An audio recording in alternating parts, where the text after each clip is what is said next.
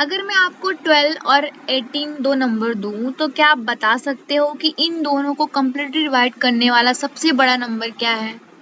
आप आंसर में 6 तो दे दोगे, लेकिन पाइथन को ये कैसे पता चलेगा, यही हम आज जानने वाले हैं। ठीक है, कोड करके इसका लॉजिक समझने वाले हैं। So hello everyone, welcome back to Codex Honey.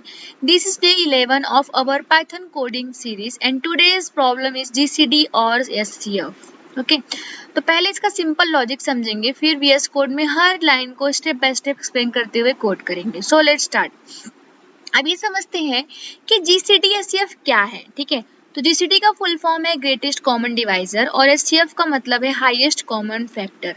Basically दो नंबर को कंप्लीटली डिवाइड करने वाला कॉमन फैक्टर में से जो सबसे बड़ा है वही जीसीडी एचसीएफ है। ओके, एग्जांपल 12 के फैक्टर है 1 2 3 4 6 12। ओके, और 18 के फैक्टर है 1 2 3 6 9 18। तो कॉमन फैक्टर है इनमें से 1 2 3 और 6। तो सबसे बड़ा कॉमन फैक्टर क्या हुआ? 6। तो इसका एचसीएफ भी क्या हुआ? 6 हुआ। ठीक है, तो यही लॉजिक है। अब हम कोड लिखते हैं लाइन बाय लाइन और समझते हैं। ठीक है, सबसे पहले हमारा जो फर्स्ट स्टेप है, इनपुट के लिए हम क्या करते हैं, तो पहले इसे लिख लेती हूँ, फिर मैं आपको एक्सप्लेन करती हूँ। ठीक है, तो आप लोग बने रहिएगा जरूर और पूरा वीडियो लास्ट तक देखिएगा, बहुत इंपॉर्टेंट है।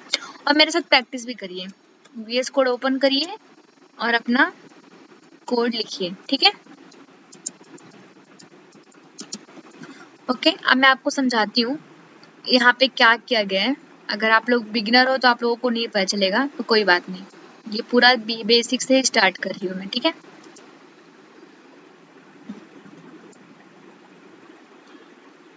लिख देती हूँ फिर मैं आपको समझाती हूँ। ठीक है, हर लाइन का मतलब, अब इन दोनों लाइन का मतलब आपको नहीं समझ होगा अगर आप बिगिनर हो, तो मैं समझा देती हूँ, तो ध्यान से सुनो। सबसे पहले यूजर से फर्स्ट नंबर लेंगे, जैसे हमने num1 यहाँ पे वेरिएबल बनाया, और इनपुट फंक्शन यूजर से वैल्यू लेता है, याद रखना। लेकिन इनपुट फंक्शन की वैल्यू बाय डिफॉल्ट स्ट्रिंग होती है, इसलिए हम यहाँ पे इंट फंक्शन यूज करके उसे इंटीजर में कन्वर्ट कर रहे हैं। ठीक है, और ये वैल्यू num1 में वेरिएबल में स्टोर हो गई है। ठीक है, सेम काम हमने सेकंड नंबर के लिए भी किया, इंटीजर में कन्वर्ट करके हमने num2 में स्टोर करेंगे, सेम वही चीज यहाँ पे भी की है। ठीक है, अब यहाँ तक तो समझ में आ गया। अब इस प्रॉब्लम का मेन लॉजिक यहाँ से शुरू होता है। ठीक है,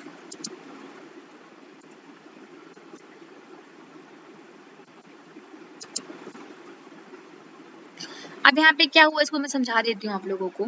अब यहाँ हम व्हाइल लूप यूज करेंगे और यहाँ पे देख सकते हो एक्सक्लेमेटरी यहाँ पे क्या यूज किया है, इसका मतलब है नॉट इक्वल टू। ये जो लिख रहा है यहाँ पे, ये इसका मतलब है नॉट इक्वल टू, मतलब जब तक num2 0 नहीं होता हमारा लूप चलता रहेगा। ठीक है, तो ये यहाँ पे यूज किया है रिमाइंडर इक्वल टू।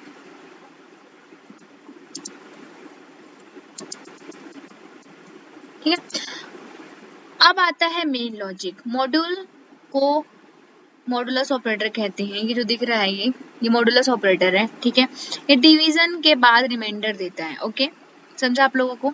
अगर हम 18 मॉडुलस 12 करते हैं तो 6 आता है, सो रिमाइंडर क्या होगा आपका यहाँ पे 6 होने वाला है। ठीक है, अब ये लाइन,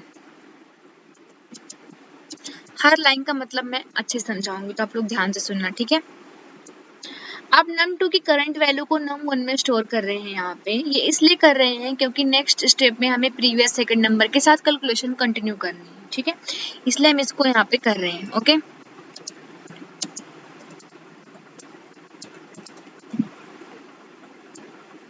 और जो रिमाइंडर अभी कैलकुलेट हुआ है उसको num2 में हम यहाँ पे स्टोर कर देंगे। यहाँ पे देख रहे हो? ठीक है, अब हमें लास्ट प्रिंट करना है, जो हमें डिस्प्ले करना है स्क्रीन पे, उसके लिए हम प्रिंट का यूज करेंगे। ठीक है,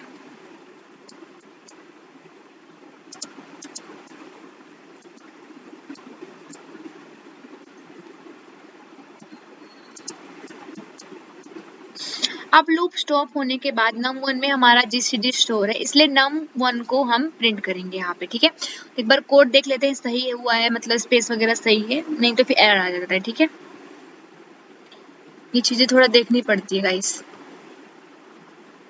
तो सही है, अब हम क्या करते हैं, अब हम जाते हैं टर्मिनल में और इसको प्रिंट करते हैं। सो पाइथन और फाइल का नेम क्या है, सॉरी यहाँ पे फाइल का नेम ही कॉपी नहीं किया मैंने। पहले मैं फाइल का नेम कॉपी कर लेती हूँ, कंट्रोल सी से मैंने कॉपी किया और यहाँ पे कंट्रोल भी करके पेस्ट किया। अब हम पहला नंबर लिखते हैं 8, दूसरा लिखते हैं 9। तो आप देख सकते हो कि इन दोनों का HCF 1 आया। ठीक है, एक बार और चेक कर लेती हूँ। अगर मैं पहला नंबर लिखती हूँ 18, दूसरा मैं 12 लिखती हूँ तो इसका 6 आएगा, देख सकते हो 6। ठीक है, तो आज हमने GCD SCF का कॉन्सेप्ट समझा और पाइथन में उसका प्रोग्राम बनाया। सबसे इम्पोर्टेंट था मॉडुलस ऑपरेटर और वैल्यू को अपडेट करना। अगर आप बिगनर हो तो कोड को एक बार खुद से टाइप करके जरूर रन करना। Okay, this was day 11 of our Python coding series. मिलते हैं डे 12 में एक इंटरेस्टिंग प्रॉब्लम के साथ। So keep coding, keep learning guys.